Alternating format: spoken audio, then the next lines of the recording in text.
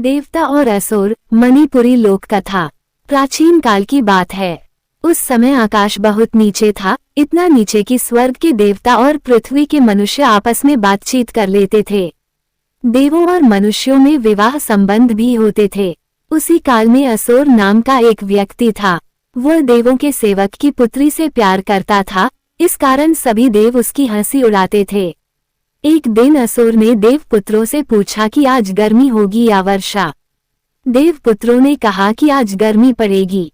ये सुनकर वह अपने खेत पर काम करने चला गया, लेकिन गर्मी के बजाय बहुत तेज बारिश हुई। असुर को बुरा लगा, तब भी वह देवपुत्रों से कुछ नहीं बोला। उसने दूसरे दिन फिर मौसम के बारे में पूछा। देवपुत्रों ने बताया कि आज वर्षा होगी। असुर उन पर विश्वास करके खेत पर चला गया, किंतु उस दिन बहुत तेज गर्मी पड़ी। अब असुर समझ गया कि देवपुत्र उसे मूर्ख बना रहे हैं। वो बहुत क्रोधित हुआ और बदला लेने का विचार करने लगा। एक दिन जब कड़ी धूप पड़ रही थी, असुर ने घास फूस इकट्ठा करके आग जलानी शुरू कर दी। इससे ऊपर रहने वाले देव परेशान हो गए। वे असुर से बोले, तुम आग मत जलाओ, हम लोग धुएं और गर्मी से मरे जा रहे हैं। असुर ने उत्तर दिया, तुम लोग मनुष्यों को मूर्ख बनाते हो, इसलिए मैं आग जलाना बंद नहीं करूंगा। तुम लोग चाहे जो करो। असुर के उत्तर से नाराज होकर सभी देवता ऊपर उड़ गए। तब से आकाश और स्वर्ग धरती से बहुत दूर हो गए। नाराज देवताओं ने कई वर्ष तक पृथ्वी पर पानी नहीं बरसाया। इससे असुर का बुरा हाल हो गया। एक दिन उसके यहाँ खाना पकाने तक के लिए पानी नहीं था। वह दूर दूर तक पानी की खोज में गया, किंतु सभी नदी, नाले और तालाब सूख गए थे। वह निराश होकर घर की ओर लौटने लगा। तभी उसने देखा कि उसके मुर्गे के पंख पानी से भीगे हुए हैं। अगले दिन वह छिपकर मुर्गे के पीछे गया। मुर्गा एक तालाब पर पहुंचा और नहाने लगा। असुर ये देखकर बहुत खुश हुआ। उसने पानी भरा और घर आकर खाना बनाया। अब वो प्रतिदिन ऐसा ही करने लगा। ये सूचना देवपुत्रियों को मिल गई। उन्होंने उस तालाब के चारों ओर जाल लगा दिया। अगले दिन जब असुर पानी भरने पहुंचा तो जाल में फंस गया। देवपुत्रियों ने उसे स्वर्ग में खींच लिया।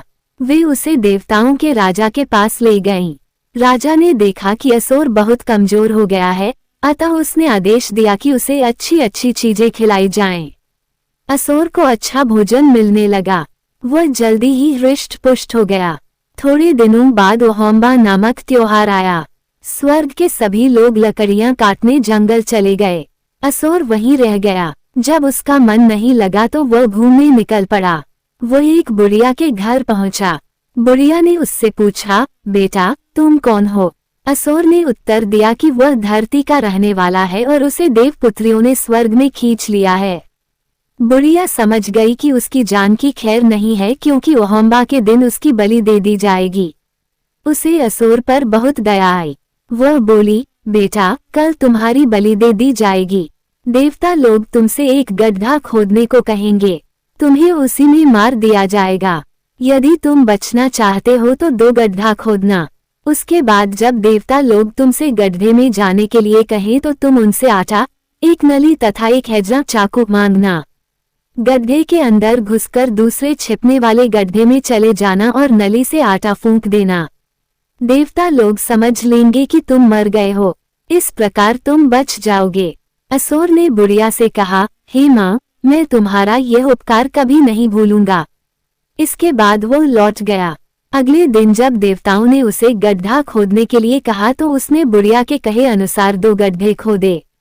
फिर जब उसे गड्ढे में उतरने के लिए कहा गया तब उसने ठीक वैसा ही किया जैसा कि बुढ़िया ने बताया था।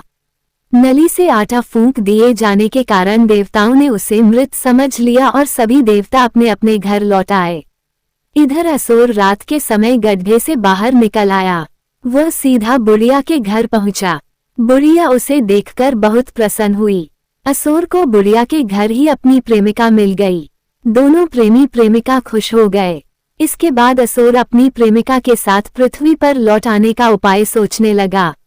उसने पक्षियों को अपने पास बुलाया और कहा, तुम लोग हम दोनों को पृथ्वी पर पहुंचा दो। वहां मैं अपने खेत में बीज बोऊंगा। जब फसल पकेगी तो सबसे पहले तुम्ही को खाने दूंगा।